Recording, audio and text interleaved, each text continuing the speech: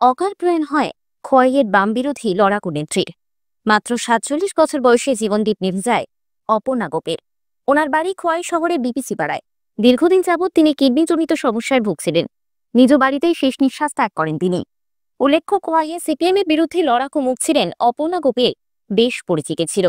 মঙ্গলবার দুপুরে ১টা নাগাদ প্রয়াতর বাড়িতে যান বিজেপি খোয়াই মণ্ডলের সভাপতি অনুকূল চন্দ্র দাস, বিজেপি খোয়াই মণ্ডলের সাধারণ সম্পাদক অনিমেষ নাগ, বিজেপি নেতৃত্ব রঞ্জন দাস, বুথ সভাপতি রঞ্জিত গোপ সহ অন্যান্যরা।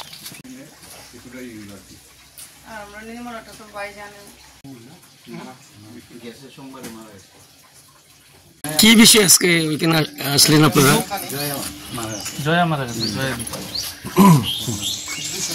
আমরা আজকে আমাদের বাম বিরোধী আন্দোলনের লড়াকু একজন নেত্রী ছিলেন জয়া গুপ। উনি গত 10 তারিখ ইহলোকের মায়া ত্যাগ করে উনি পরলোকে গমন করেন।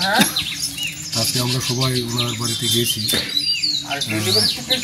পরিবারের যারা আছে সদস্য তাদের সঙ্গে আমরা কথা বলেছি এবং ওনার পরিবারের আমরা সবসময় থাকার আমরা সহজ দিয়েছি। জয়া গুপ আপনারাও যারা খোয়াইতে গুরুত্বপূর্ণ ভূমিকা পালন করেন। উনি আমরা দেখেছি, আমরা যখন রাজনীতির আঙ্গিনে এসেছি, তারা যেভাবে তাদের যে সাহসিকতা এই সিপিএমের বিরুদ্ধে লড়াইয়ের ময়দানে ছিলেন, এটা ভোলার না। সত্যিই তাদের অবদান খোয়াইতে খুব গুরুত্বপূর্ণ ভূমিকা পালন করেছেন। তাই আজকে আমরা ওনার বিধি আত্মার সদ্গতি কামনা করি।